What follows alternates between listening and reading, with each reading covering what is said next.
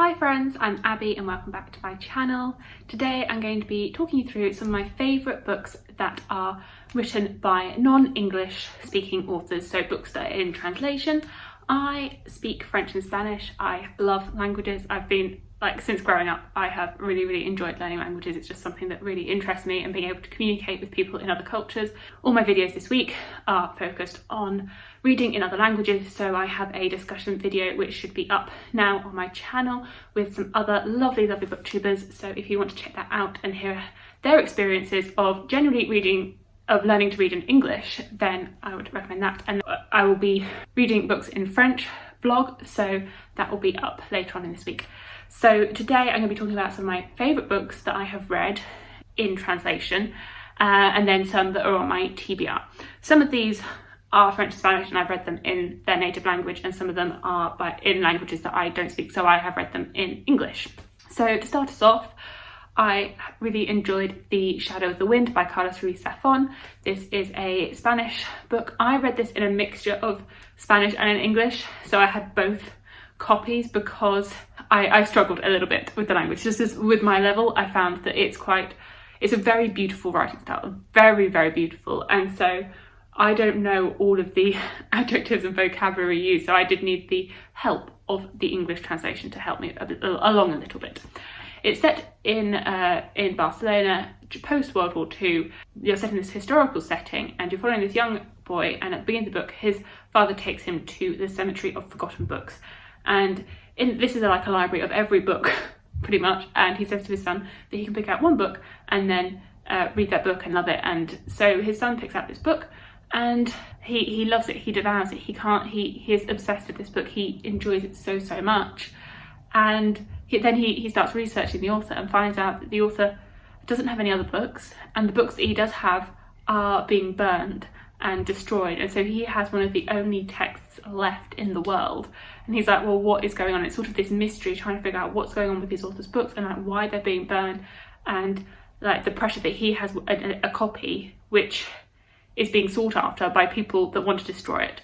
And it's just so this cemetery of forgotten books, I would have loved to have explored that a little bit more and seen this world of this library of books.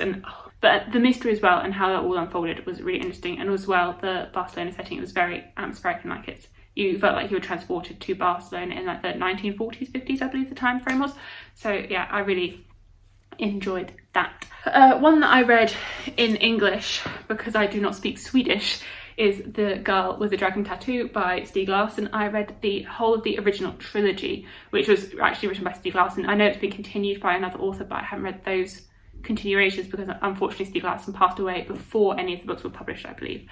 But I really enjoyed this original trilogy. I wasn't sure because thrillers, mysteries aren't really my thing generally, but this one really worked. These are all pretty chunky books, but I really liked the way that it was written and the way that the mystery unfolds. You're following Elizabeth Sander, and she's a bit quirky. I mean, if there's anyone that's not like other girls, Lisbeth is not like other girls.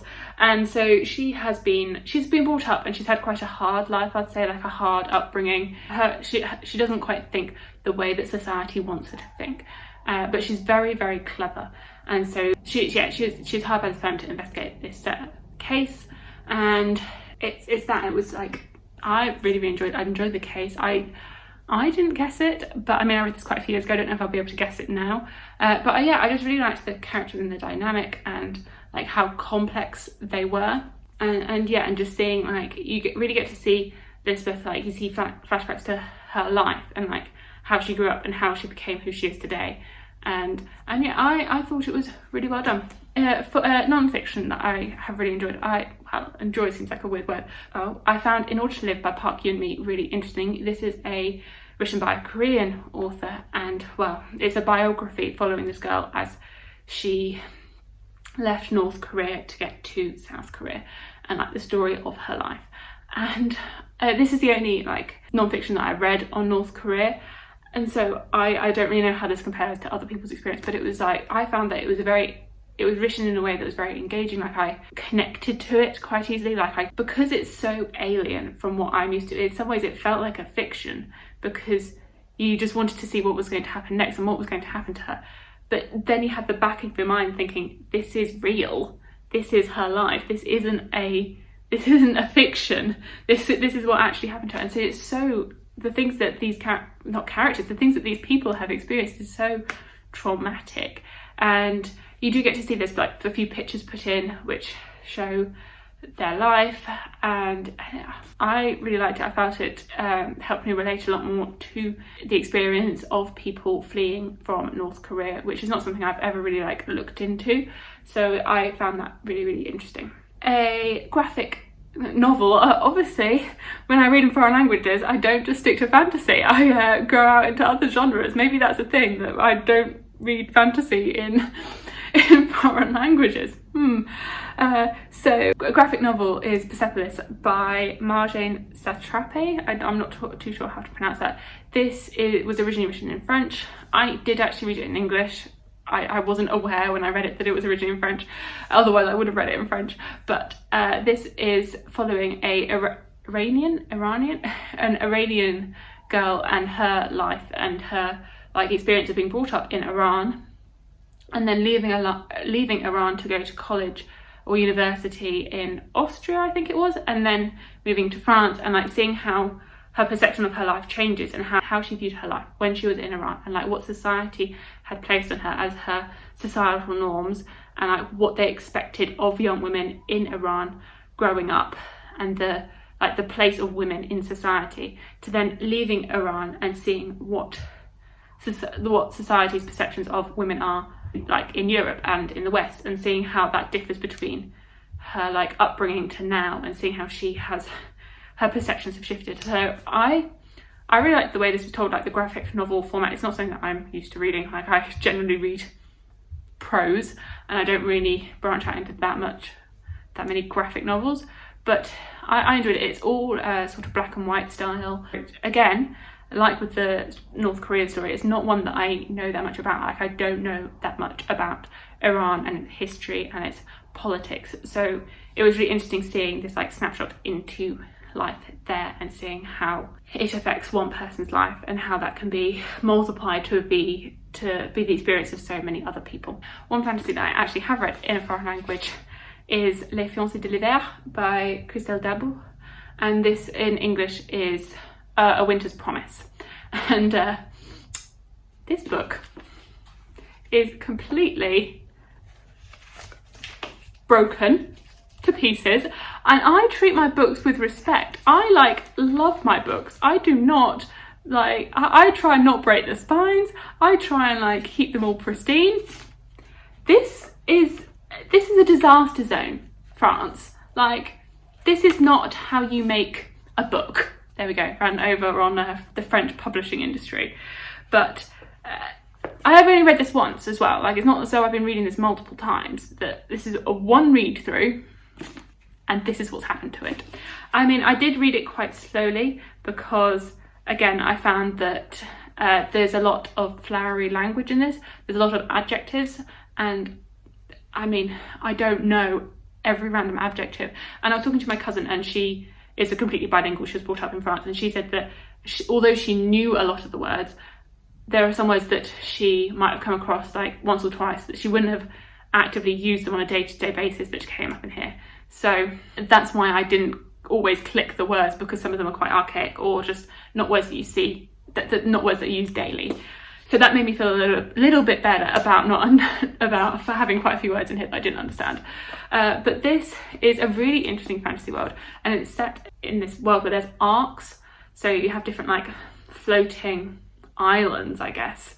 And at the beginning of the book, you are following our main character, Ophélie, and she has been proposed in marriage to someone from another arc.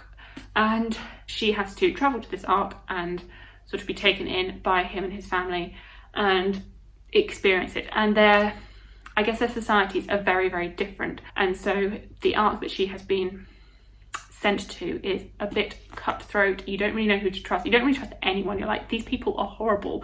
You're I don't trust any of you. You are not nice people. you're scared for her and what the situation that she's been put into.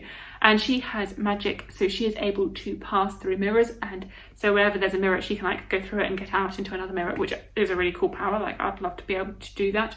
And she can also like touch objects and see their history and see like what their story is before having come to her. Cool powers, cool powers. So yeah, and as well, like, you have this sort of like romantic tension between her and her fiance, which I really liked. I really enjoyed this. I haven't continued with the series yet, and I definitely do plan to. It's just getting around to it, and as well that they take me quite a while to read because of the language. So it is quite a not a chore, because I really enjoyed it, but it takes a lot more brain power, and sometimes when I read I want to just completely disconnect, and I found with this I couldn't disconnect.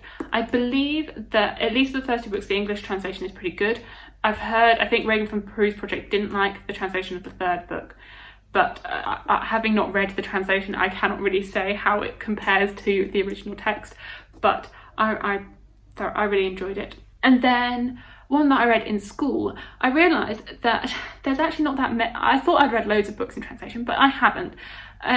Well, I don't know, but quite a few that I read in school I didn't like, so it's hard to talk about them. I'm like, oh well, I read quite a few but I didn't like any of them, so I can't really recommend them as like favourite books in translation. So looking back at all the ones that I read in school, I'm like, no. So one that I did read in school and I did quite like was L'Étranger by Albert Camus, again in French, and this is set in Algeria, and you are following a man, and at the beginning of the book his mother has just died, and it's the way that he sort of processes that. It is quite a interesting first sentence. That's the bit that I really remember, is like the first sentence, which is like, mother died today. But there's like a big debate online on how that should be translated to English, because of the choice of whether you use mother, mum, mummy, like what word you use there, how you structure the sentences, which I find really interesting as someone that enjoys languages and looking at translation, and how you can sort of see books in translation, and whether you are ever reading the book by the author if it has been translated, or if you are reading the translator's words. But so anyway, there's this whole debate on how you translate that first sentence, which I find it really interesting. I don't know if other people find it interesting, but I find it really interesting. I studied French and Spanish at university, so as a student of languages and like how languages are formed and how you translate them, I find that really interesting. Maybe I'm alone in that, but that first sentence, it really intrigues me, like how to best translate it. And the debate that goes on still about how to translate it. And even the title of this book, which is L'Étranger, which literally means like the stranger or the outsider, or like the foreigner. Like, it has a lot of translations that you can translate that word in so many different ways. And so you have this book which has multiple titles because people have debated on how to translate it. Oh, so interesting for me. So interesting. But moving on from that, another book in French that I read is Serra Tula by Guillaume Musso, and this, you're following this guy who is a esteemed doctor, and at one point in his life, I think he's doing an operation. He's like a surgeon, and then he reflects back. It's like he manages to travel back in the past to a operation that he wasn't able to save, and like re-experiencing that as though he was able to save that person, and what his life would look like if he was able to save this person or not. And like that, I mean, I just love being able to travel back in the past, or like re-experiencing your life from the past, that sort of sci-fi twist to a story, because I'd say that this reads very like a contemporary, but that twist, I really like that, like twist on time. That one I read so quickly that the language was so accessible, and I have a few other Guillaume Musso books to read, but just haven't got around to them yet. And then the final one is like a childhood favourite, and I did read this in English, and that is The Thief Lord by Cornelia Funke, and that's a German author. She also wrote Inkheart, which I read and enjoyed, but The Thief Lord was my favourite, and I think I've read that multiple times. And it follows like kids that run away to Venice, and then like are pickpockets in Venice, and like just have a great time in Venice. And as a kid, it just made you really want to travel to Venice and like experience Venice and like be those kids that just run away. I think it now has a film as well, and I never realised like growing up as a kid that this was written by a German author, and I'd really recommend it. I haven't like read it in years because it was a favourite as a child, but I think it probably, I mean, I'd hope that it's aged quite well. I don't think there's anything in it that would have like stopped it from aging well. That's probably a really good middle grade that more children should be reading, and just being able to imagine themselves being in Venice. So those are some of the books that are my absolute favourites in translation, and then I have a few that are on my TBR that I thought I would just mention. So ones that I own physically, I have The Witcher by Andrzej Sapkowski, and this is the start of the Witcher series. So this is The Last Wish, so the first of the short stories, and I picked this up after watching the TV show. And the thing is, I picked this up after the TV show because I saw lots of hype. I've never played the game, I'm not much of a gamer.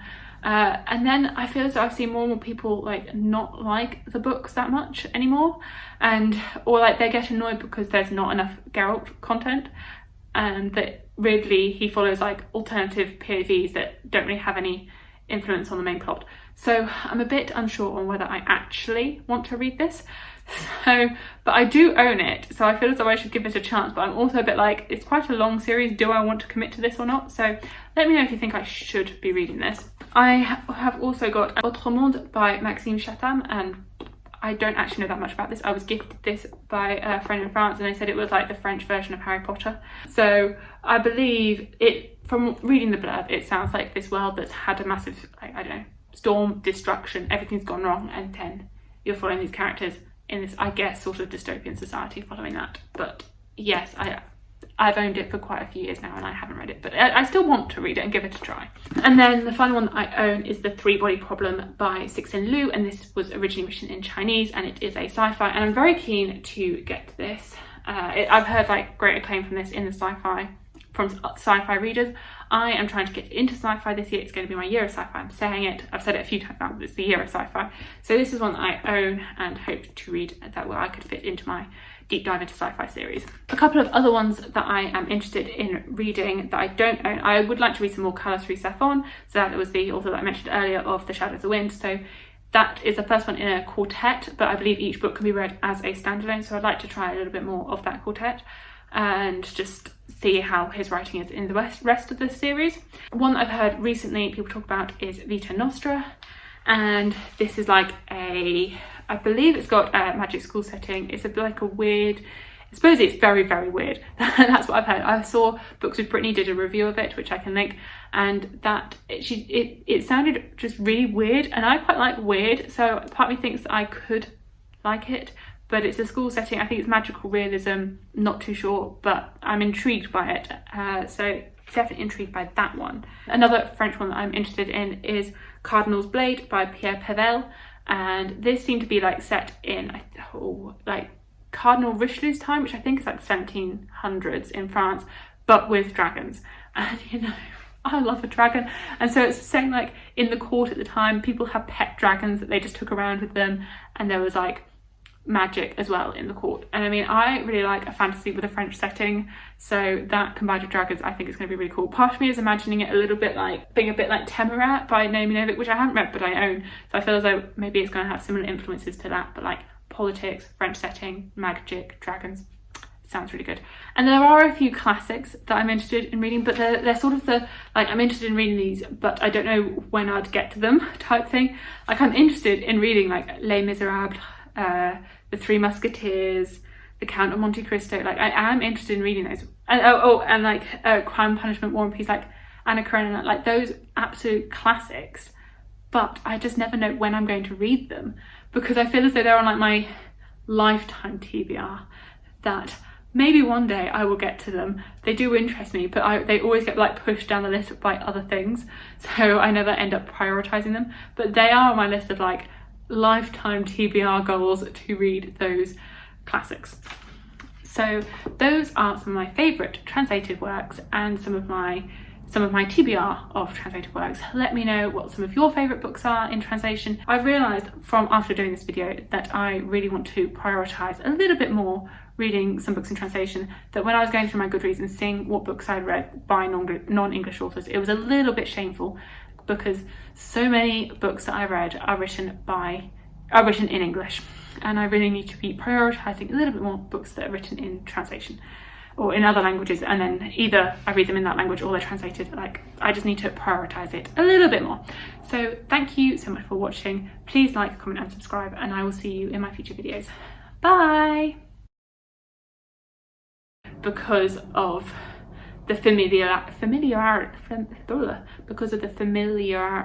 oh my god, familiarity. Because of the familiarity.